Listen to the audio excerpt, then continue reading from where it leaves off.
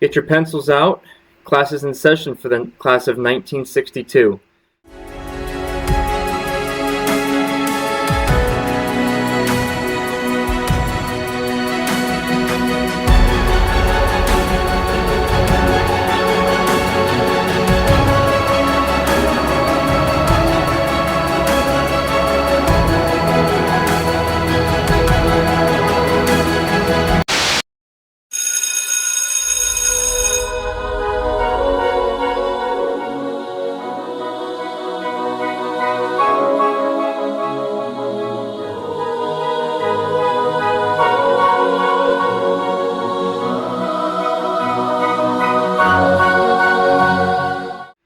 Welcome to another episode of Cooperstown 101. I am joined tonight by a very special guest, Tony, Southern Collector. Thank you very much for joining me, Tony.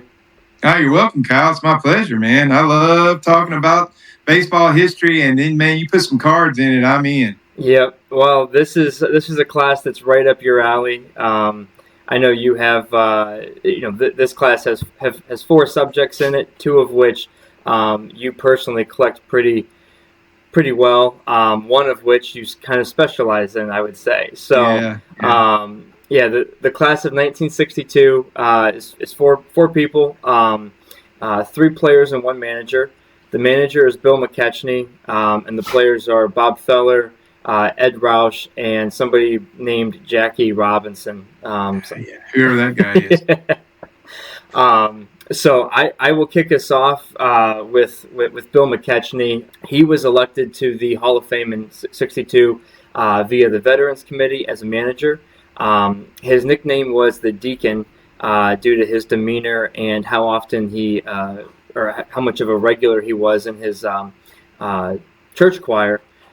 He was born in Wilkinsburg, PA, on August 7th, 1886. So right at the beginning of when professional baseball started to take off. And he was the first U.S. born in his family. His parents had just previously moved from Scotland. They were Scottish immigrants. He debuted with the Pirates on September 8th, 1907. And pretty much as a player was a utility infielder. I guess if you were to assign a position to him, it would be third base, but he played every position except catcher during his major league career, finishing with a .945 fielding percentage, which was phenomenal for how often he moved around. He played for the Pirates, Boston Braves, Yankees. He went to the Federal League, played for the Indianapolis Hoosiers / Newark Peppers. They changed teams during his time there. New York Giants, and then finished his career with the Cincinnati Reds. As a manager, he got his start really being mentored by Frank Chance during his time with the Yankees. Then he became a manager in 1915 in the Federal League. Went back to playing and then became a full-time manager post-career in 1922 with the Pittsburgh Pirates. He is the only manager to win NL pennants with three different teams, the Pirates in 25, Cardinals in 1928, and then the Reds in both 39 and 1940. And he was the first manager to ever win a World Series with two different teams, Pirates in 1925 and the Reds in 1940. Keep in mind, this was an era where you had guys like John McGraw and Connie Mack that pretty much coached from birth through, the death. It was their lives or livelihood. So, he was manager for the Pirates, Cardinals, Boston Braves, and Reds throughout his career. And then he finished his career with the Cleveland Indians and Boston Red Sox as a coach. He won a World Series in 1948, his third one with the Cleveland Indians, and then pretty much just followed Lou Boudreau from Cleveland to Boston, where he spent 5 seasons with Boudreau and finished his career in Boston. Little fun fact here. Unlike many managers from the era, Bill did not smoke, drink, or swear. He was very religious, so obviously those were big no-nos. And his method of dealing with problem players was rooming with them. He became their their babysitter. Wow. So really, really storied career, mainly as a manager, but he was a major leaguer for 11 seasons as a player too. So a long time in baseball. I personally have three pieces for McKechnie. He's very easy to collect. He has some player cards, although those are a bit more scarce due to his more obscure name as a player. He really started to make a name for himself as a manager. And excuse my dog in the background. But as a manager, he's really easier to collect. He has so I have three, and kind of covers the spectrum for him. The first one is which year is this? I believe this is 34. These range from 34 to 36, and it's a diamond matchbook cover. Very cool. These are fantastic. This has the striker at the top, and the bios on these are really interesting reads. So then I have his very common 1940 play ball manager card with the traditional manager pose. Yeah. And then post manager career into coaching. He's in some team photo packs. This is a 1948 Indians team photo piece. So obviously he's aged in that, but really, really good photo. And that set, if you ever you obviously know all about it with Satchel. I have that set. Yep. So I have that photo. I didn't realize he was in there. Yep, there you go. Yeah. But yeah, this if you ever come across this, the 1948 Cleveland team photo pack is loaded with, I believe Doby's in that, Feller, Lemon, Boudreaux, and then Satchel Paige's rookie card. So. Yeah, I've got the page. It's up there on my shelf. And, the other side note about that, Hank Greenberg is also in that I believe he was the general manager of the Indians back then. Is he in the Indians photo pack? Yeah. Hold on a second. So let me find that real quick. Yep. So I got the envelope. Oh, that's awesome. Yeah, man. Got the whole shooting match right here. Let's see what I got. It's like Christmas. So we got my buddy Steve Gromek. Yep. Let me just flip through these. This take too long. Joe Gordon should be in that as well. There's like 6 or 7 Hall of Famers. Yeah, exactly. Anyways, I didn't mean to take us down the photo pack. I think I have it somewhere. Yeah. Anyways, 48 team photo pack for sure. Get your hands on one if you can, because it's loaded. So, awesome. But yeah, that is Bill McKechnie. Awesome. So well, that was really interesting. I honestly don't really have much knowledge of that guy at all. Like, if I started naming Hall of Famers, he would not be one I would name. Like, he's that far out of my radar. But this next guy, Rapid Robert Feller. Yep. When I was a kid growing up in the 80s and collecting, he was a big deal. Like, his cards were worth a lot of money. People really chased those. And over time, he's just kind of faded. And it's unfair to him. He has such a storied history. Mm-hmm. But he was born, I had to write this down because I'm terrible with dates, November 3rd, 1918 in Van Meter, Iowa. The heater from Van Meter was one of his nicknames. Yep. Grew up in the cornfields of Iowa. Very early, his dad saw that this guy was a prodigy. He could bring the smoke. So his dad cleared some woods in the cornfield, kind of like Field of Dreams, made a field out there, put a chicken wire backstop, and started a team just so his son would have somewhere to play. And there was a oak tree grove out behind there, and I think they called it Oak View.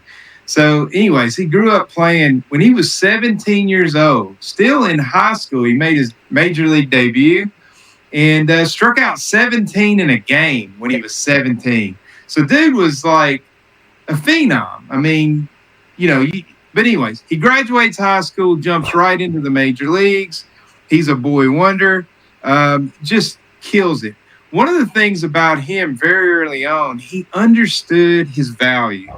And he was one of the first guys to really market himself. And he had a couple, because he was this All-American, Coca-Cola cherry pie kind of kid. Yep. And had that All-American story.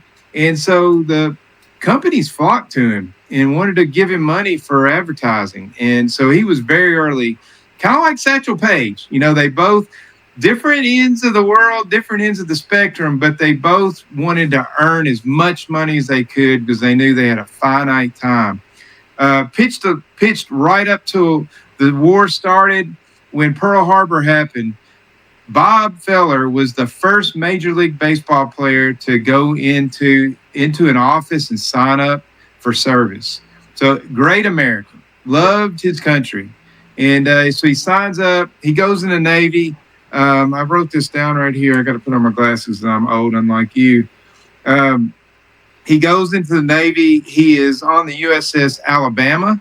He spends time in the Atlantic and the Pacific.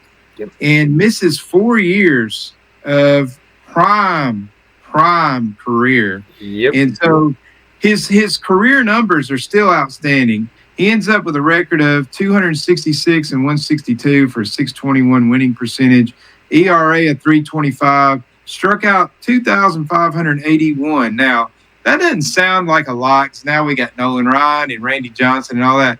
But when he retired, he was the third ranked of all time in strikeouts. The only two guys ahead of him were Walter Johnson and Cy Young. Yep. I mean, he was the only modern day guy when he retired in 1956 to have, to be up there. So you think about it. If he doesn't miss those prime years, I mean, he's killing it during the war, those years, kind of like Ted Williams. There's no telling he's one of those what if guys. He would have probably struck out in the neighborhood of 3,400 batters. He definitely would have won 100 more wins. That would have put him over 300 probably. But, it is what it is. Especially if, the late 40s, early 50s Indians, if that would have started during those 4 years during the war, those teams were phenomenal. So he definitely would have had a lot more wins and certainly a lot more strikeouts. Yeah, it's like Ted Williams. He hits for 406, goes to the war, comes back, hits for the Triple Crown. I mean, he didn't miss a beat. Bob did the same thing. When he gets back, he led the AL in wins in 1939, 40, and 41. And then when he gets back, he leads the AL in wins in 46 and 47. He does again in 51. So you think about it, he could have led the AL in wins all those years in a row. He's a lot like Nolan Ryan, too. He threw 3 no-hitters, but he had 12 one-hitters. So you think about how close he was to doing Ryan. He had more one-hitters than that even, but just strikeout machine. So he's very similar to Nolan Ryan. He won 20 games, 6 seasons, was an 8-time All-Star, of course, won the World Series in 1948. He was a first ballot Hall of Famer, as we're talking about, in 1962. What else am I missing here? One of his famous quotes is, "Winning World War II is more important than any baseball game." So he understood, and as he got older, again, he was trying to earn, man. And so he was seen at the ballparks. He made the card show circuit. There's a running joke about Bob Feller signed more autographs than anybody in history, and he usually did it for money. Now, if you caught him on the street, he was a nice guy by all accounts, and he would sign for you. Yep. But anybody, anywhere that offered him money. Now, one of the things I want to go back to, because one of the things that's special to my heart, is the integration of baseball. And we'll talk about that in a minute with Jackie Robinson. But Bob Feller, when he got back from the war, man, he was determined to make up for that missed money, because at the time he was in line to be one of the highest paid players in Major League Baseball, and he missed those prime years. So when he gets back, he starts barnstorming, and he's going on these barnstorming tours, and he hires Satchel Paige, And he has Satchel Paige All-Stars against Bob Feller's All-Stars. They both have their own DC-10 or DC-9 airplane, and they're traveling all over the North, all over the Midwest, all the way out in California.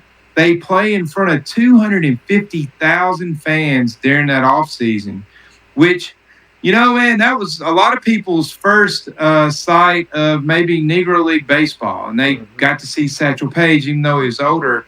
And, inadvertently, Feller was doing that because he knew he could draw fans. Anywhere Satchel Paige pitched, people came. And so he was going to draw the black fans and the white fans, and he would sell out the stadium. So it was a money-making deal for him, but inadvertently he helped spread the gospel of black baseball and help, the integration when it needed to happen. So anyways, it's very ironic that Satchel Paige ends up on his team. So that's his story. There's a whole lot more detail I can go into with him, but I don't want to spend an hour. Yeah. And, but I do have some items I want to share. Do you want to share yours first? Yeah, I'll go real quick because I only have a couple. Okay. Ironically, as a Cleveland fan myself, I did not collect Feller super heavily. So I have 2 cards, and before I show the cards, I have a piece that I could not show because I forgot it was in my son's room, and he's asleep right now. Yeah. But it's a seat slat from the Cleveland Municipal Stadium with the Bob Feller Museum sticker on it. Oh, wow. And it's signed by Feller and a few other people. But the cards I have will go early to last. Here's a 1943 M&P. So these were the only cards produced during World War II. And I believe they were used with, or they were made with recycled material, if I'm not mistaken. So there, and obviously the drawings on them are not much, but again, it was during World War II. Resources and time was spent elsewhere, obviously. So yeah, and they had all the paper drives too. Exactly. So they weren't going to make baseball cards with it. Exactly. So I love that card, and especially with him being in the war during that time, I think that's a pretty special card. Yeah. And then this is his last card, 1956 Topps. Yeah. So awesome back on that. Yeah, buddy. He lived in Gates Mills, which, if you know anything about Northeast Ohio, Gates Mills is the Beverly Hills of Cleveland. It is very, very nice. I bet. So, yeah, he made some money, man. I mean, he didn't. Back then, they didn't make the kind of money they do now, Right. But he was a very high paid. One of the things, though, one of the bad things about his barnstorming, he threw so many dang innings in the off season. And he kind of petered out in 1948 when they were in their World Series run. And a lot of the fans were angry about that. And he backed out of the All-Star game at one point. And it really made a lot of fans mad, said he wasn't appreciative of being an All-Star. He shouldn't have been barnstorming, making all that money. He should care more about the Indians than he cared about his money. And so there were times where that came into conflict with the Cleveland fans. But all in all, man, he gave his all for Cleveland, but he did want to make sure Bob Feller was taken care of. He is beloved here, but his autograph is cheap for a reason because it is everywhere. Yeah, man. Yeah. So since I just talked about the barnstorming and Satchel Paige, the first thing I'm going to show is this 1948. Let me find the camera. It's a 1948 Cleveland Indians signed baseball. Oh, my. And on this panel is Satchel Paige and Bob Feller right on the same panel. They're the only people on the panel. So to me, that makes it really cool.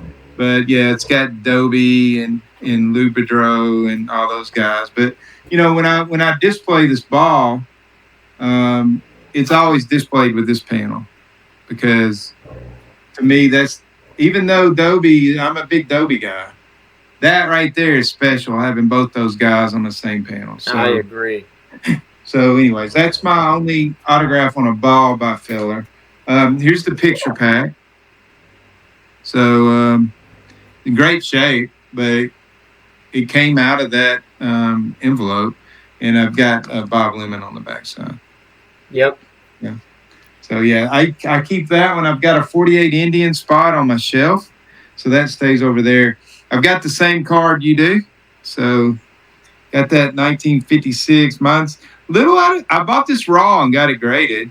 It's in great shape. It's just, obviously off center. And Common with that set. I'm sorry? Common with that set. Yeah, it is. It is what it is, but it's a great card. Yeah. And you Sharp get them corners. for good value. Now, if you watch my channel or you watch me on Instagram, I love the autograph stuff. Yep. And this isn't crazy rare, but it's a beautiful card. It's got his autograph, the 52. But it's got a really bold ballpoint pen auto, which I enjoy. When he was older, he was mainly signing with the Sharpies. So this tells me it's more closer to a playing days card. Then we got the 1949 Bowman. It's got a really awesome autograph. I really love the fine tip ballpoint or something like that. I looked really hard for this card. I wanted one of these. I just think they're cool. So it's 48. I called it 49. And then this is my most special card of his, and it's the 1938 Gowdy scribble. It doesn't have the scribble, sorry, but it's scribbled in his hand with his autograph on it, and that's considered his mainstream rookie card.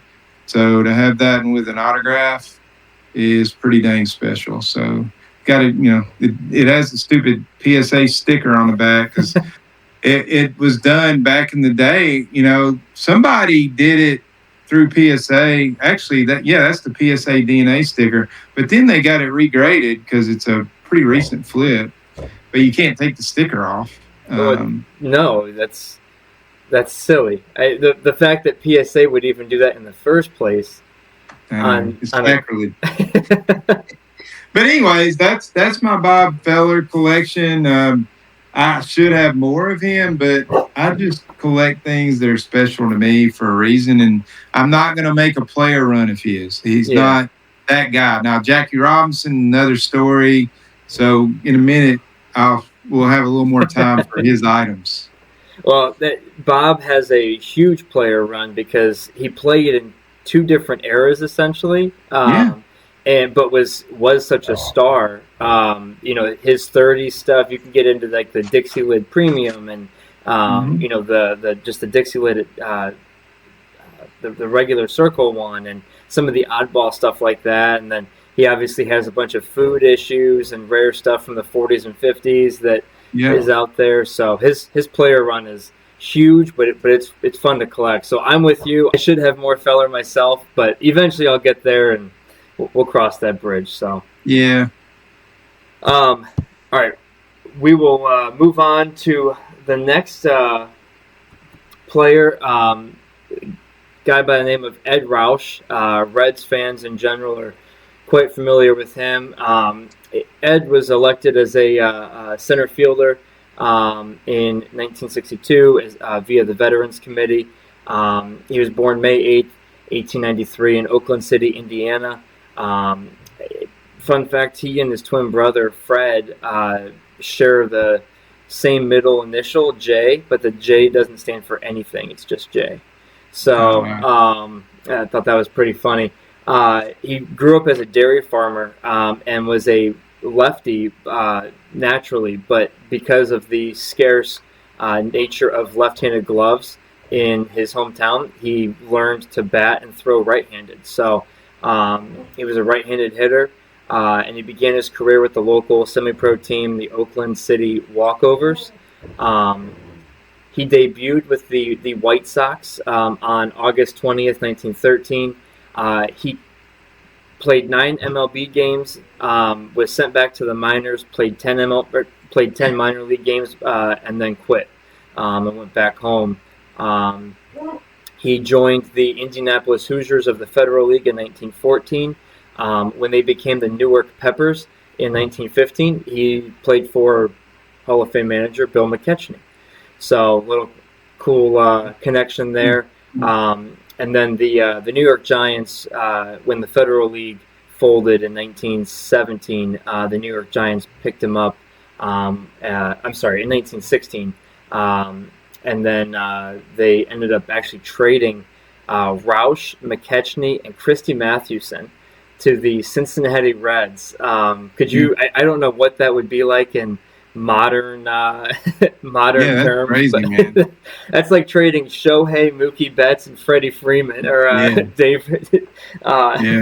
So he won the batting title in 1917 over Rogers Hornsby. His first of 2 batting titles, almost and arguably should have been 3. So he won it in 1917 and won it later in 1919. In between there, in 1918, there was a game that he lost the batting title by .002 to Zach Wheat. And there was a game early in the season that became contested. And I didn't write down all the details, but if you want to read about it, it's all out there. Basically, the game was contested. He went 2 for 3 in the original game. It was later replayed, and he went 1 for 4. That one hit would have given him the batting title. So, oh man, yeah, I've never heard that. Yep. It's kind of like the Lajoie Cobb situation. The Chalmers race. Yes, exactly. So, and obviously in 1919 he was the beneficiary of the Black Sox scandal, although he always argued that the Reds were the better team anyways. So he won the World Series in 1919, and then the rest of his career, so he was an interesting person. He hunted quail and rabbit in the off season right up to opening day, and then started he never went to spring training except for like once or twice, and then the rest of his career was riddled with contract disputes and production on the field. So anyways, the rest of his career was a bunch of contract disputes. He produced on the field. He rarely ever struck out. Huge contact hitter. He had 30 inside the park home runs, and he used a 48-ounce Louisville Slugger, which was the heaviest bat in the MLB, which I was shocked to learn about because I always thought Babe Ruth used the heaviest bat. What you hear about him with what was his bat called? Something Rosemary, something like that. I've never heard that. Yeah. Anyways, So Ed Roush used the heaviest bat. He finished his career with the Giants in 1927 after he was traded there. And Grover Cleveland Alexander once said, "Of all the batters I have faced, Ed Roush and Ross Youngs are the trickiest. I won't say they are the hardest hitters, but they are the trickiest and the smartest." So Roush was very well respected as a player. He spent one season as a coach under McKechnie later on with the Reds, but otherwise he was out of baseball. So that is Ed Roush. Do you have any Roush items? I forget. I do not. Okay. I need the Cracker Jack, but I ain't got it yet. Well, I will showcase what I have. I have 3 Roush items. We'll start with the earliest. Actually, we'll start with the latest one. Latest one is a 1928 F50 Yingling. Yeah. I love this set. The F50 comes in 3 different backs. There's Yingling, Harrington, and Tharp. They're all ice cream. And that set's just really cool and pretty scarce as well. This is a very rough condition 1925 exhibit. These are also extremely scarce. There's, I think it's single-digit pop. This will probably end up being on an episode of Road Less Traveled someday, but I haven't pulled all the pop reports on it. It has bunch of writing on the back, and I was just looking to see if anything was significant. Sometimes you get some stats, but this one's just chicken scratch. It's still cool, man. It's awesome. That's the story. Yep. And then my prized possession for the Roush collection, 1919 Reds postcard. That's awesome. On the bottom there, the light says Ed Roush, center fielder, Cincinnati Reds, World's Champions, 1919. That's so cool. So, and it has the postcard back, and yeah, I believe this is there's 13 or so of these in existence. Could be off, could be 20, but pretty sure it's 13. So, only 3 for Roush, but they're all pretty rare. So, that's awesome, man. He also has a pretty long range of, or wide range of, what you can collect for him. His career, I believe his rookie card is around, I don't know if he had anything in 13. I know a lot of people collect his Collins McCarthy from 1916, 1917 as his rookie. Well, he had the Cracker Jack. Oh, that's right. Yes, that's right. He has the Cracker Jack. Is that that might be his rookie then? I'm sure it is. Yeah. Yeah. That might be his rookie. So he has the Cracker Jack, and then he goes up through. He has all of the caramel cards from the late teens, early 20s. He's in lots of exhibits. He's in the food series from the late 20s, and he goes up through, I believe, Gowdy. No, does he make an appearance? Yeah, I don't think he makes an appearance in Gowdy. I don't think so. If he does, I don't recall it. I was thinking if they made a post-career one, but no, he doesn't make a Gowdy. But anyways, he's in a lot of stuff from the teens into the 20s, and a lot of it, when you dive into pre-war, that's the stuff that you don't. That's the next level stuff that you have to immerse yourself in, and that's, to me, the fun era to collect. So, anyways, Ed Roush, very good player and very well respected. So that's awesome, man. And now we will finish with the best for last. So I'll let you take it over. And well, I've got some new items. There's one item in particular I've never shown before. I just got it. So I'm going to show that here in a second. But love collecting Jackie Robinson, and I actually have 2 more items that I recently bought that haven't got to me yet that I can't wait to share on my channel. Like, it's going to blow people's minds. Both of these are. Anyways, I love collecting him. To me, Jackie Robinson is the most heroic figure in American sports history. Like, what he had to deal with and how he did things was inconceivable to me. And when you really look at the pressure he was under, but we'll get to that here in a minute. But he was born on January 31st, 1919. Now, here's what's interesting. I never thought of this before, but doing him and Feller together, they're only 2 months apart. Feller was born.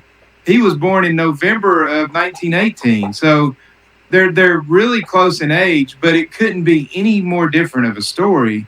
So I'm going to talk about Jackie's story, but one of the things I want to point out is that you hear people that aren't knowledgeable, and I've heard people say Jackie Robinson's overrated. He's overrated. Look at his stats. Well, he didn't come into the major leagues till he was almost 28 years old. Yeah. And you look, Bob Feller, we just talked about, he came in when he was 17, and none of that was at his own fault. So anyways, we're going to talk about that here in a second. He was born in Cairo, Georgia. If you don't know where that is, basically go to the panhandle of Florida and go up 30 minutes. That's Cairo, Georgia. It's as far south in Georgia as you can get. His dad ran around his mom. Her brother had moved to California. So Jackie's like a couple of months old. She takes her kids, puts them on a train. They head to California for greener pastures and to get out of the deep south. Her brother had told her that lots of work out there and it was a lot easier. You didn't have to worry about Jim Crow as much and stuff like that. It'd be a great place to raise family.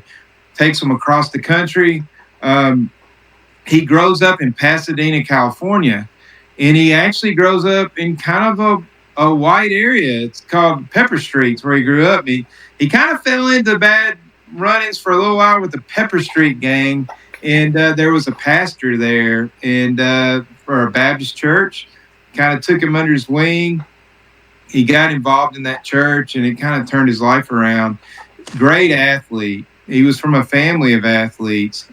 His brother Mac ran in the 1936 Olympics and got the silver medal behind Jesse Owens. So he saw really early that athletics was a way to prominence. Mm-hmm. That people could discriminate against you and make you sit in the balcony at the movie theaters, but when you got on that field, they wanted to win. They didn't care what color you are, especially in California. So he goes to junior college, to Pasadena Junior College.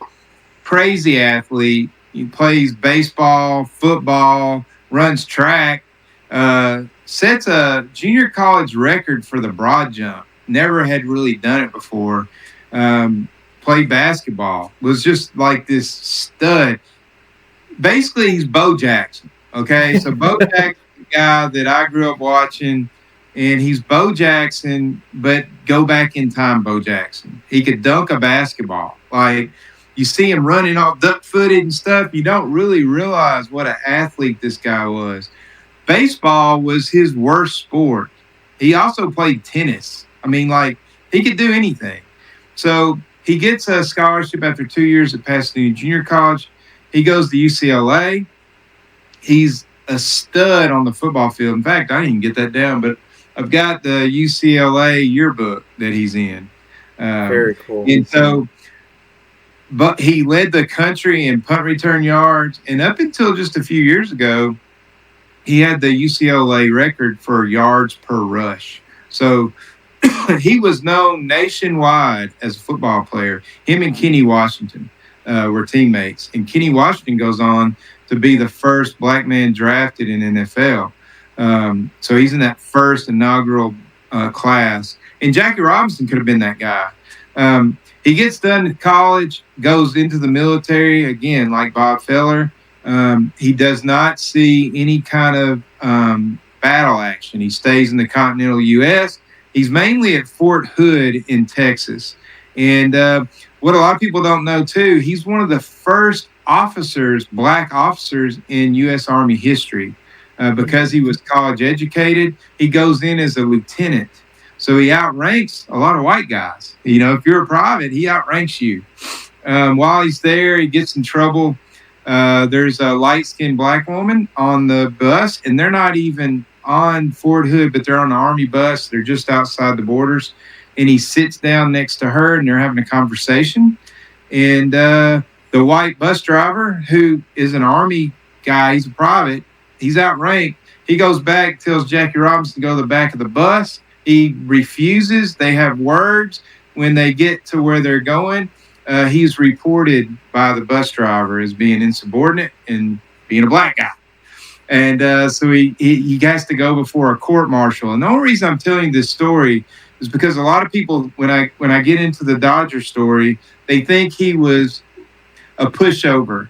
They think he's a pacifist. He's exactly the opposite of that. In fact, when he was in junior college, one of his buddies was being arrested by a police officer, a white police officer, and Jackie thought it was unjust, and he stood up to the officer and got arrested. So a lot of people don't know that. Branch Rickey knew this. He knew that he was a guy like that. He wanted that guy. Mm-hmm. So anyways, so he goes in the Army. He gets out. He actually gets discharged because he has a bad ankle. While he's in the Army, he goes to try to play baseball, and they tell him he's got to play on the colored team. And he kind of gets into it with the guy running the baseball team. And so he was that guy. He was a hothead. So anyhow, he gets out of the Army. He doesn't know what he's going to do. And that black pastor from Pasadena had moved to Texas, to Austin, Texas, and he was at a historic black university called Sam Houston College, and not Sam Houston State, it's another one, very small, and he hires Jackie to be the athletic director and the head basketball coach. So Jackie does that. In the meantime, somebody talks him into coming out and trying to play for the Kansas City Monarchs. J.L. Wilkinson, the head of the Monarchs, lets him on the team. And honestly, I think it's because he was a draw, because he was such a football star. He's like, yeah, come on out. Well, he ends up tearing it up. And that is when Branch Rickey is sending scouts around and they see him playing. Here's what they see. He's a college educated. He was in the Army, so he's a veteran. He's married. He doesn't drink. He doesn't smoke. He's just a clean living guy. And he grew up in a white community, so he's used to being around white guys. And it's not going to be a shock to his system to end up in the major leagues on a predominantly white team, obviously. And so Branch Rickey chooses him. So in October of 1945, he calls him to Brooklyn. He meets with him, and if you've seen the movie 42, he has the big talk and tells him he's not allowed to talk back. And Jackie says, you want a guy that's too weak to fight back? He goes, no, I want a guy that's so strong he won't fight back. Or I'm paraphrasing, obviously. Calls him the N-word. What are you going to do when he calls? And Jackie's ready to throw hands, and it gets a little tense, but he's testing him. Jackie agrees to do it. So what you don't understand, if you don't really look into the story, Jackie felt the pressure of an entire race on his shoulders. If he went to play Major League Baseball and he rode the pine and never got in a game, then what good is that going to do? So he knew not only he had to play, but he had to succeed, and he did. So in 1947, 46, he plays for Montreal Royals and wins the batting title, takes them to a league championship. And so he shows right there what he can do. Plays predominantly middle infield. In 47, he goes to spring training. This time, Branch Rickey takes him to Cuba, to Havana, to avoid the Jim Crow laws.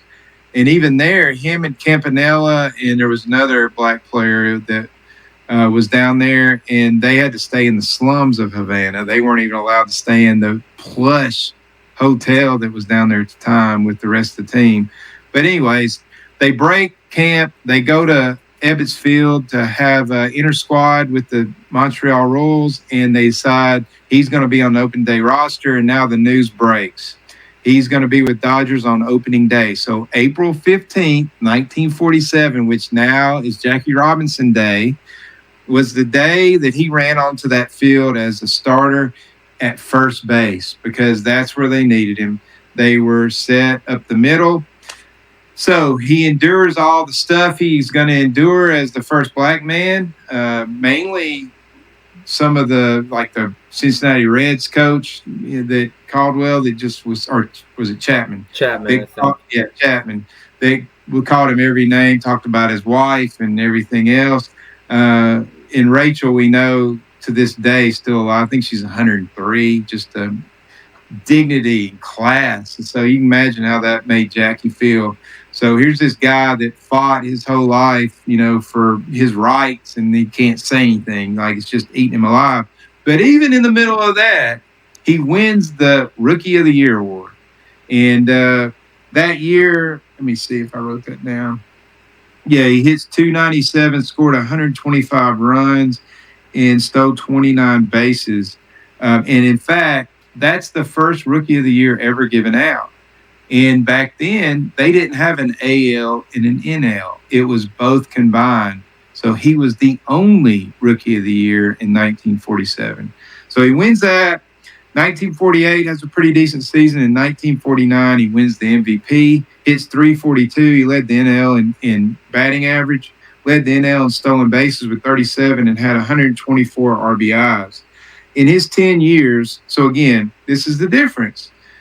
Feller missed 4 years because of the war. Jackie didn't come in till after the war. And then after playing minor leagues and playing in the Negro Leagues, he played 10 seasons. Feller played 18. So when you discount his career numbers, well, there's a reason why he didn't have career numbers. He didn't start till he was 10 years older than Feller, right? So anyways, he has 6 pennants in 10 years, World Series champs in 1955 over the Yankees finally, 6-time All-Star, 6 times out of 10 years. Ends up, he's a 2-time stolen base leader, 313 career batting average, 1,568 hits, 141 home runs, and 197 stolen bases, and a very impressive 63.8 WAR. Um, he had an 887 OPS for his career. He retired at 37 years old in 1956. They were going to move on from him and ship him off to the Giants, and he was going to have to go to San Francisco. I believe that's when they had moved, or it could be a year early. But he didn't want to play for them, and he had a chance to go work as an executive at a company called Chock Full of Nuts. And so he took that chance and did that, and his body was breaking down. He was already an old-looking man. He was already getting gray, and all of that stress took a toll on him. He had started gaining weight, and we'll see a type 1 here in a minute. So in 1956, they actually moved him from second base to third base because a young man named Jim Gilliam had come in, another African-American kid, extremely fast, had a lot of range. So he ends up being the first black player, the first black MVP, the first black in the Hall of Fame when he goes in this class. He's a first ballot guy. And then Jackie Robinson Day happened for the first time in 2004. But what a lot of people don't realize is that one of my favorite players of all time, Ken Griffey Jr., is the reason why there's Jackie Robinson Day. Because on April 15th, 1997, on the 50th year anniversary, Ken Griffey Jr. went against Major League rules and wore number 42 in spite of them telling him not to, because he wanted to honor that man. And then they realized, what are we going to do about this? I mean, if we tell him no, we look like racist. And so that set the precedent. And so 7 years later, the entire Major League Baseball, everybody wears number 42. His number's retired in every stadium. There is never going to be another. I think the last number 42 is Mariano Rivera. It was. So that's the impact this guy had. So you can look at his numbers and go, well, but you got to understand, what Jackie Robinson is more than numbers. Martin Luther King said, without what Jackie Robinson did, he couldn't have done what he did. Jackie Robinson, what he did in 1947 predated Rosa Parks. I mean, so what the Major League guys did, they were the black players in Major League Baseball were the first black people in America that were allowed to get into restaurants and hotels. Because once integration happened, some of these teams started standing up to these hotel owners and going, look, if they can't stay, we're going to take our team somewhere else. So it really helped hasten what we have now in America, where we don't have black water fountains anymore, black restaurants, or whites only. And so anyway, he had a big part of that. So really love collecting him. I love what he stood for. And so that's the Jackie Robinson story. That's a long story, but I'm pretty passionate about it. Well, this is exactly why I wanted you to be the class of 1962 guest, because you do have a huge passion for this. It comes through as you tell the story, and the details, you capture it so well. So hats off to you on how you deliver the story and and your passion for it. It's awesome to see. I believe Mariano Rivera had to get ask special permission from the Jackie Robinson family to continue wearing 42, if I'm not mistaken. He was. I don't know. As possible, yeah. Because he respected Jackie, and I believe he was going to give up the number, or if they said no, but he wanted to get permission from them to continue wearing it. So, because that was a huge deal, and what was that, 2012, 2013, when Rivera retired?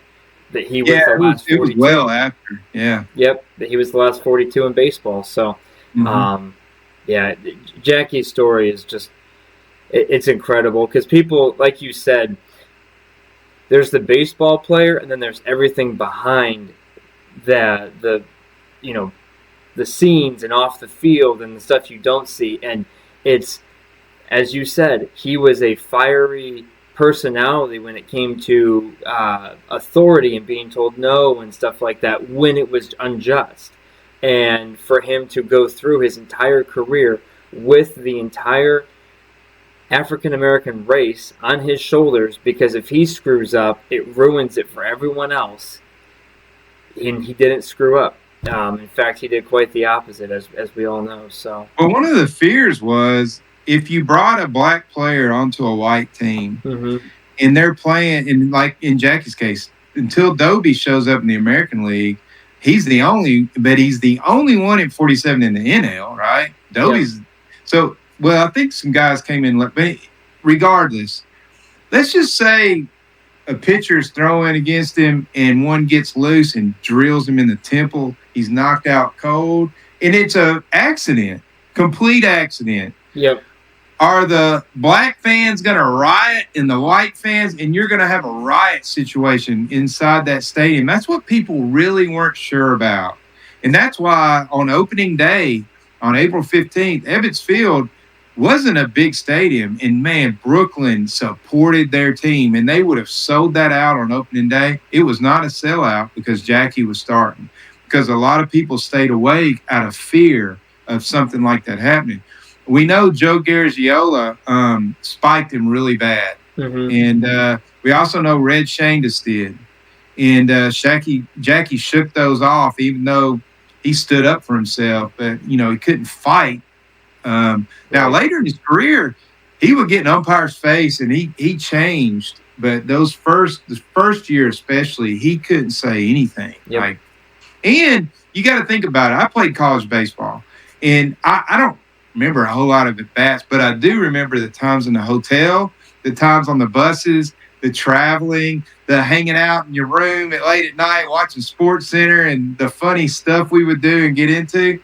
He didn't have those experiences because he was all alone, staying with a black family in some home near the stadium in a black area, or he was at a black hotel with all of his teammates. His teammates would get on the bus to go to their hotel, and he would wait on a street corner for a black family to pick him up, take him where he was going. So he was completely isolated. Yep. The only time he was around his fellow teammates were on the field or in the clubhouse. That's it. And so he shows up on a team. They got a petition drive trying to get him not brought to the team. Dixie Walker gets booted from the team because of that. And there's another player too. I'm drawing a blank at the moment. He was the pitcher. But anyways, so yeah, he walked into a very stressful situation and succeeded. So hats off to him. Yep. He's very worthy to collect. I think 42, sports movies can go one way or the other. They're either really good or they miss the boat completely. 42 is one of those I think captures the essence of the story really, really well. Chadwick Boseman plays Jackie very, very well. Harrison Ford plays Branch Rickey very well. Nailed it. And they do a great job of telling the story. So yeah. I'll show. I have one Jackie now. I used to have a 56. I sold that with my previous Hall of Fame attempt. But I have a 1954 Topps. It has a hole punch through the top, but the rest of the card is incredible. That's awesome, man. It's beautiful. Yeah, it is an incredible card. So. Yeah, thankful for whoever put the hole punch up there. It saved you some money, didn't it? Yeah, it made me be able to afford it. So now it's yours. I'm going to show cards. I'm going to show items. I mean, it's going to take a little while because I got a lot. But the first thing I want to show is, the old saying is, behind every great man is a great woman. Mm-hmm. So I was able to pick this up. Let me put my glasses on. I'm having trouble reading this. It's a 2013. Topps Allen and Ginter. It's a modern day Jackie Robinson, but Rachel signed it. Wow. And I thought that was really cool. Is that Rachel Robinson? Yeah, Rachel Robinson signed it. So I've got a Rachel Robinson signed card. She's got a beautiful autograph. She was very well educated, and just amazing card. So I want to start off with that. Now, I'm going to start with the baseballs. Mm-hmm. I got bookend baseballs. So I've got a 1956 signed baseball. Move that over a little. There we go. Can you see Jackie? Yeah, he's on the bottom right there. So that's him. But it's got Campanella. Let me see. Not that, we're not doing it. It's got Hodges, Campanella, Don Zimmer on this panel. Got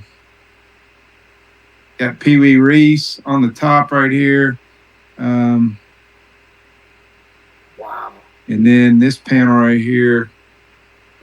Let's see here. This is a great one.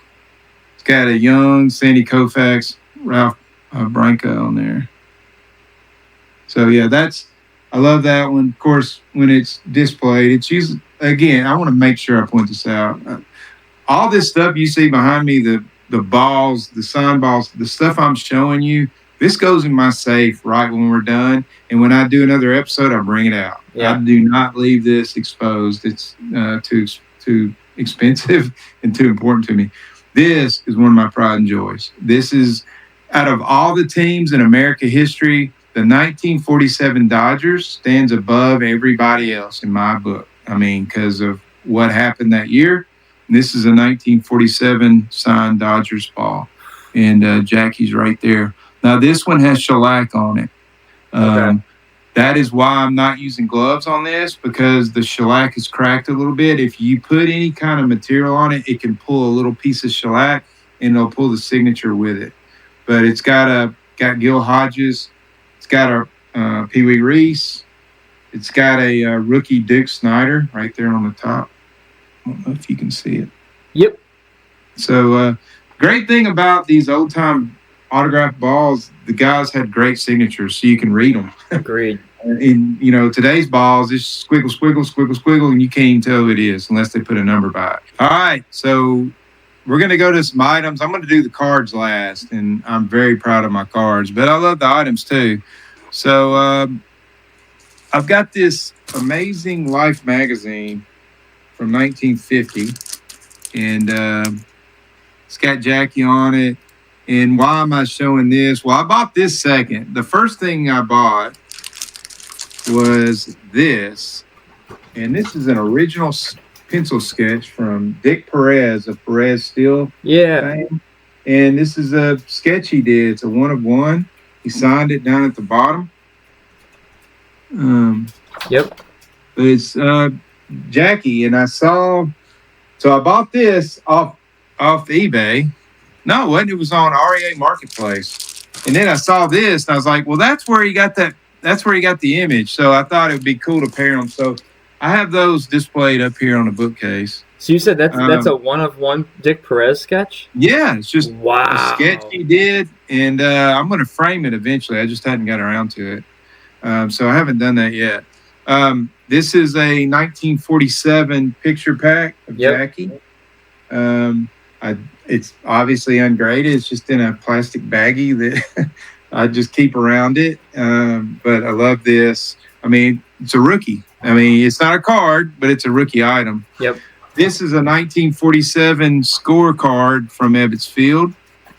And it's from July 17th, 1947. They played the Pirates. It's not scored on the inside, but somebody wrote their grocery list on it in pencil. Got bread and stuff. But I just thought that was really cool to have something from Ebbets Field from that year. This I bought. This is the latest item. This is the first time I've shown it. It'll be showing up on my channel when I do my latest pickups. Yeah. I collect Jackie Robinson, but I also collect Nashville items because I've born and raised, lived in Nashville my whole life. This is a scorecard from 1952 from the Nashville Vols Stadium, which was called Sulphur Dale. It's been around since the early 1900s. Had Negro League teams play there. But in 1952, the Boston Braves came through and played the Brooklyn Dodgers in an exhibition game. And Jackie was there that day, obviously playing with the Dodgers. And he signed it. And it's right there on that white strip in pencil. Yep. Unbelievable. So I've got an item that he signed in my hometown in Nashville. And it's got a lot of old Nashville. And inside, if I open it up, it's got the starting lineup. He was playing second base and batting fourth. Pee Wee was in the lineup. Duke Snyder was in the lineup. But another signature is, right here. Right on that A is Sam Jethro. Yep. And he was the first black player for the Braves. So 2 integration guys on one scorecard from my hometown. So I thought that was cool. Something to really like to own. So bought that. This, I don't know of another person that has one of these, but I'm kind of weird like this. This is a 1969 Major League Baseball commemorative stamp because it was 1869 to 1960. It was a 100-year anniversary. So the U.S. government did a stamp, and it's the MLB logo that Yep. Jackie Robinson signed it. Best wishes, Jackie Robinson. Unbelievable. It was a pair of stamps that Jackie signed, and I need to get it graded. I did it on Outer Safe on Facebook, and they said it was safe. That they absolutely believed it was good. So that made me feel better. I know his signature really well. Sure, you can fake things, but I thought it was worth the risk to buy it. The item itself would be a heck of an item to fake the signature on. That's odd. So it would be very odd. This is a Type 1 photo. 1956, he had been moved to third base. And I can't remember who that is with him. I did know, but I'm old. I forget things. But this is at spring training, and it's a Type 1. That's him at third. And I thought it was cool. Just a cool image of him. And then this one is really cool. So you mentioned a while ago Harrison Ford playing Branch Rickey, and he had the big bushy eyebrows. This is an actual Type 1 photo. And look, I'm not a huge Type 1 guy, but I think they're awesome. This is a Type 1 photo from the awards banquet when he got his Rookie of the Year, and that's him and Branch Rickey sitting at the table. So you can see Branch's big bushy eyebrows. Yep. I think he's got a cigar. Yeah, he's got a cigar on his fingers. I mean, it's just like prototypical what you expect, but really cool Type 1. I keep that on the bookcase back here. All right, now we're getting into cards. So we've looked at balls, other items. This is the whole museum. Yeah, this is Jackie Robinson's this is like the Star Jordan, okay? This is his pre-rookie, but I call it his rookie card. This is the Bond Bread clipped corner Jackie Robinson. We know it was issued in 1947. The Bond Bread set, they clipped the corners because it was in a bag of bread, and they didn't want the sharp corners to pierce the bag and make the bread go stale. So they were hand clipped. That's why they're a little uneven. It's got a blank white back, but this is his rookie card. There's only like 100 of these in the pop count. They're extremely scarce. If PSA would grade them, they would take off like the Star Jordan did, but they don't, so they're not. This is a 1948 blue tint. People believe these were given out at movie theaters, but it was a 1948. So again, it's a blank cardboard back. What's the designation for that? It's R something, right? R346. Yep. And it's hand cut. I don't know what it was hand cut off of. I don't know if we know. But again, we don't really know how they were distributed. I've heard movie theaters, but not sure. This is another 1948 issue, and it's the Swell Sports Thrills. That's a beautiful card.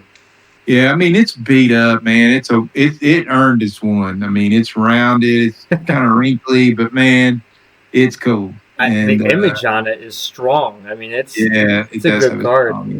So this is called In Dramatic Debut with the Dodgers. So talks about Jackie winning the Rookie of the Year. So that's really cool to me. Like, so, one of the, first black player and was able to succeed the way he did. And now we're getting into the 1948-49 Leaf Jackie. I call it a 49. We know now it wasn't actually released until 49. And I'm really proud of this one. I wanted one with really strong color that wasn't pulpy. And this yellow will blind you if you look at it in the sunlight. It's a 4.5, but it's extremely strong for the grade. So that's love incredible. It. Registration is perfect on it. Then you go to the 49 Bowman, and you can see a lot of these ain't centered. I just like getting a nice card with some nice registration. That's the key. But yeah, this great smiling image of Jackie there. And again, I love reading the backs too. To me, that's the soul of the card. Then I got this item. It's not a card, but it's a Type 1 of his 1950 Bowman image. Oh So yeah. it's trim. It's this is the actual image. It's got all the photographer's chalk marks and everything, but they would trim these sometimes because they would use this image in the newspaper. And it's actual Barney Stein. He was the official photographer of the Brooklyn Dodgers. And so this is his photo. And what's cool about these Type 1s is the detail. I mean, in the card, you don't see the rippling muscles. You don't see the dirt in the detail of his kangaroo leather cleats. So it's just a really cool image of Jackie there. And I love it. Then you go to the card. So here's the 1950 Bowman Jackie, and it's autographed. So it's a really strong Jackie Robinson autograph. So this is the first of my autograph cards I'm showing. But again, same image as that Type 1, and got a good back on it. But it's a 2.8 grade on the auto. I don't know why I got an 8 on the auto. Then we're getting into the 1952. He didn't have a card in 51. Right. So we're getting into the 52s, and this is the Burke Ross. I love this image on the Burke Ross, and this one's autographed. And it's very strong. This is probably my strongest Jackie auto. And this one came from the Golden Age collection that went up in Heritage. I actually got 3 of the Jackies out of that. And this one is a Pop 4, I believe, of signed cards. So extremely scarce on that. And then we get into the 52 Tops, and iconic card, but again, it's autographed. And it's centered. This is from the Golden Age collection as well. This guy would take his best cards because he had collated his sets. He would take his best cards and use those for the autograph. I don't know what he did with the ones that were off center because this is notoriously off center. Right. But yeah, it's got a really strong ballpoint pen auto. And what I love about these is the indentation in the card where they press down on the cardboard. So it's just a fantastic card, iconic card. Then we get into the 53 Tops. This is the third one from the Golden Age collection. And again, nice centered card. He chose a good specimen. And, the autograph gets lost a little bit in the skin color there. But this one is a beautiful indentation. I love the indentation because the same hand that Jackie Robinson used to throw that baseball, he put that pen in there and he signed that autograph. Then we go to the 54 Tops. This is my strongest sign. And it's got that really strong Dodger blue signature on it. It says best wishes. And this one, see how it's shining? Yep. That's how indented that card is with that autograph. He pressed hard with that pen. Yeah, that man was determined to get a good signature on there.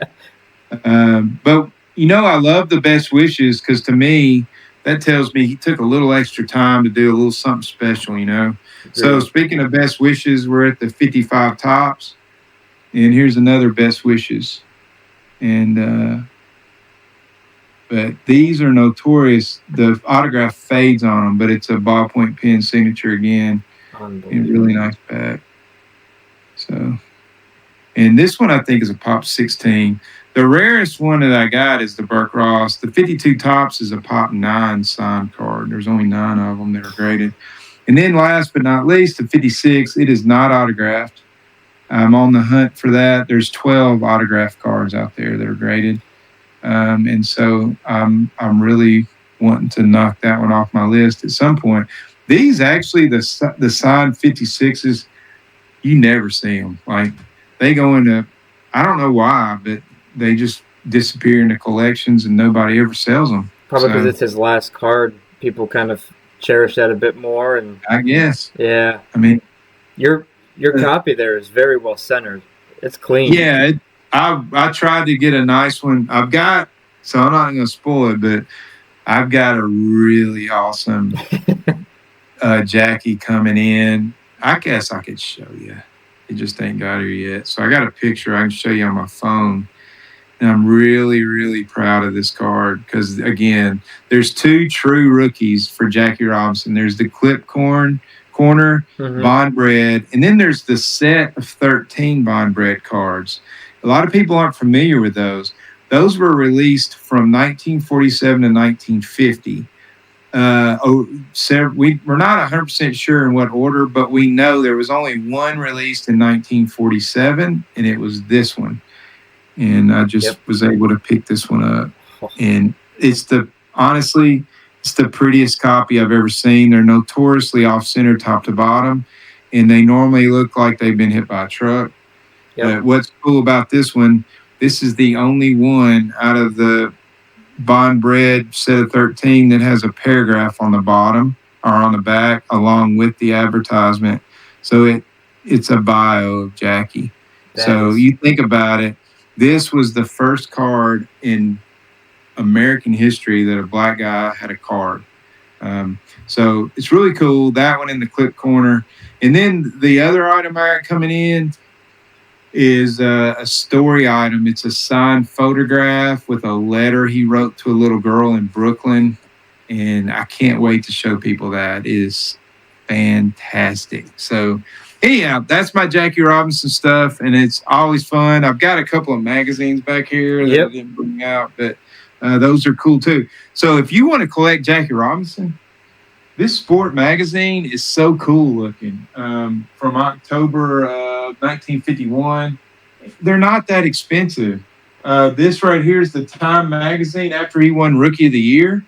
It was released in September of 1947, or maybe it wasn't Rookie of the Year, but it says Jackie Robinson, he and the boss took a chance. So again, great image of Jackie, and that's from his rookie year. And you can get those. It doesn't break the bank. It ain't like buying a baseball card. So memorabilia, I know we collect cards, but memorabilia is part of the equation. If you really want something cool, you can get that stuff at a fraction of the cost of a card. So just kind of throwing that out there. I totally agree. You know, as my collecting journey has evolved, the oddball, non-traditional cards and stuff like that have become a huge interest of mine. And stuff like that where it's not just, you know, we collect cards because we like sports, we like baseball, we like history. Stuff like that really captures the history component, because everyone in America probably had a Time magazine, or pretty much everyone in America probably had a Time magazine on their coffee table back in the day. Yeah. And it was that one. And, that's for what he did for baseball and America in general. I totally agree.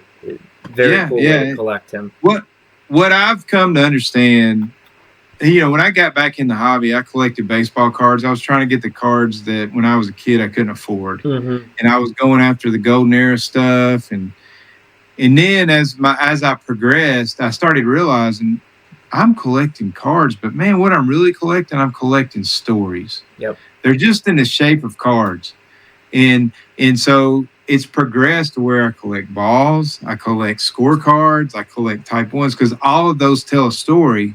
And they're all cool to me. I love my cards too, don't get me wrong, but Type 1 photos and all, it tells a story, man. And so if you have a great story like Jackie or Ted Williams or Ty Cobb or Shoeless Joe Jackson or Larry Doby, I'll collect you, because if that story resonates with me, that turns me on to your stuff, man. And so that's that's my story. That's how I get into stuff. It ain't about the cost or what I think is going to be worth the most one day. I couldn't care less about that. But it's what the story that resonates with me.